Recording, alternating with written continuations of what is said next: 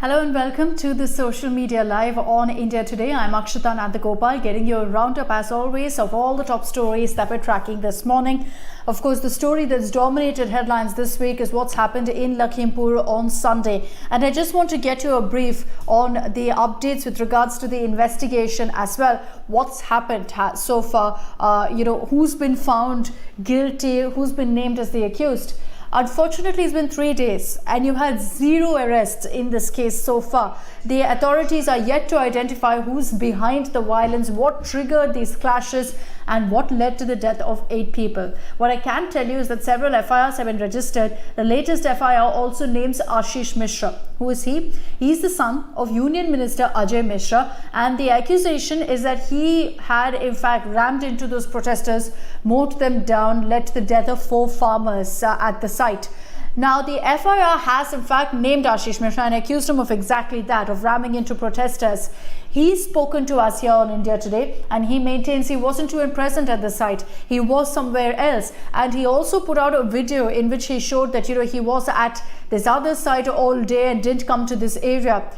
So that's his defense. His father, the Union Minister, MOS Home Ajay Mishra, has also maintained his son's innocence. He said very clearly that if you find even an iota of proof, I will resign. So that's where things stand right now. Investigation wise, unfortunately, I don't have many updates for you because the police are yet to actually identify any of the accused and arrest them. Even Ashish Mishra, with such grave allegations against him, hasn't been questioned yet, and it's raised a lot of questions really about how this investigation will move forward. I can tell you that right now the opposition is piling on the pressure. They're demanding the resignation of Union Minister Ajay Mishra, but beyond that, they're also trying to visit Lakhimpur, to visit the families of the victims, which so far they've been unable to. Priyanka Gandhi was formally arrested yesterday. She was detained and then formally arrested by the UP police. She's maintained that her arrest is unlawful because she claims that she's not been shown the FIR. She's not been able to access her legal counsel. Her husband Robert Vadra has also posted about how he wanted to go visit her and has been stopped from even visiting Lucknow. She is, remember, in Sitapur. Her brother, Congress MP Rahul Gandhi, is also now jumping into this entire issue. He wanted to visit Lakhimpur Kheri. He wanted to visit the district and meet with the families along with the Congress delegation that had some of the topmost leaders of the party. The UP government has denied permission for that. Now, you may ask, why is it that the Yogi government is not allowing politicians into the district when it's their right to visit families of the victims? Well, the government in its defense maintains that the situation right now in the district is very, very sensitive, they're worried violence will break out again, and that's why they've imposed Section 144, prohibitory orders that say that a large number of people cannot gather in any area in the district. So they're citing these prohibitory orders to say that politicians cannot be allowed inside. They've stopped BSP, they've stopped SP. In fact, Akhilesh Yadav is going to be in Shahjahanpur today, which is very, very close to Lakhimpur Kheri. It's in the border district, in fact, of Lakhimpur. And he is no doubt going to attempt to move to Lakhimpur as well. But looks unlikely that that's going to happen because the administration has made it very clear that no politician will be allowed. Rahul Gandhi, so far, it's not clear whether he's going to try to still make his way to Lakhimpur or not. But remember that part of his delegation, you have leaders like Bhupesh Baghel, who already tried to go to Lakhimpur and were in fact stopped at the Lucknow airport. So he dramatically staged a dharna in the airport itself.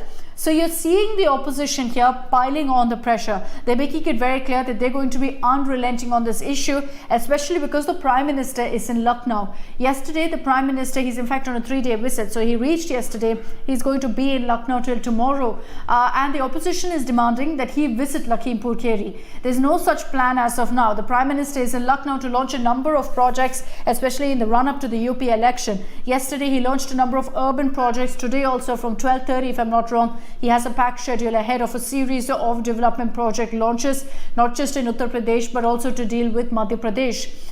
So the opposition is demanding a statement from him. They're saying now that he's in Lucknow, he should visit Lakhimpur Kheri, but looks unlikely that that's going to really happen.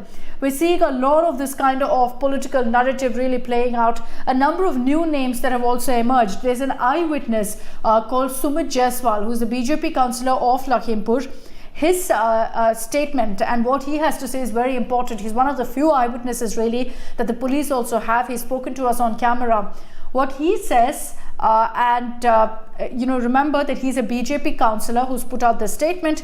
He maintains that he is that the people around him at that point who were there with lathis, who were armed, he says, were not farmers. They were outsiders who came to clearly create trouble. He's also said that Ashish Mishra, who is the Union Minister's son, wasn't present at the spot. So that's his account. That's his version of what really happened.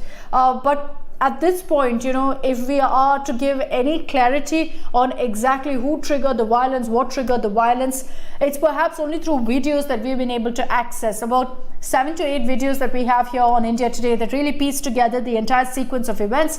But the problem is that at this point, the investigating officials, they've not given any clarity on exactly what was the trigger, what happened, none of it. So we're still awaiting that. And like I mentioned, I want to reiterate that again, that 0 arrests have been made so far in this case, 3 days on, that in such a high profile case that's grabbing national headlines. So a lot of questions that will be asked of the authorities as well.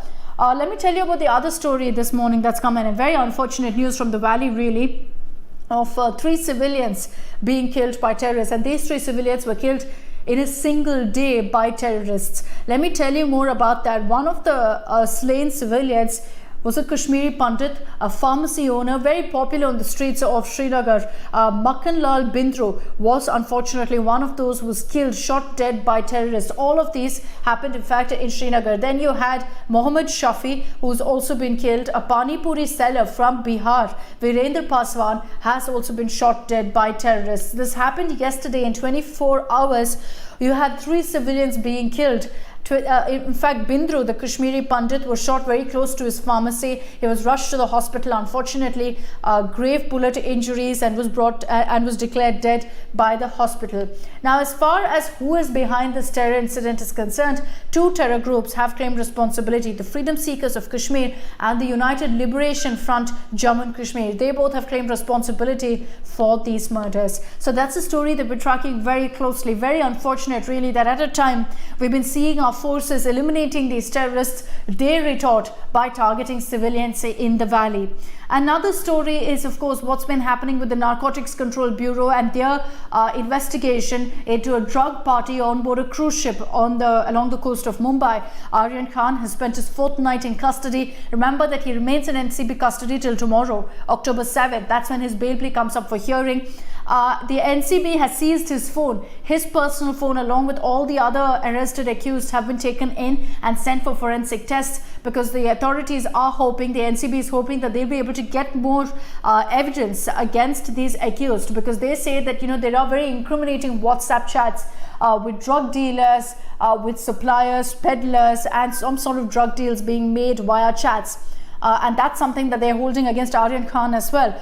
So that is something that they're looking into right now. We're being told that the interrogation of Aryan Khan and all the other accused also continue. We'll continue getting you all the details about the NCB investigation as well. Those are the 3 top stories that you need to know about this morning. Much more is up on our website, indiatoday.in. You can also find all the latest breaking news and updates on our social media handles. That's it from me on this broadcast. Thank you very much for tuning in.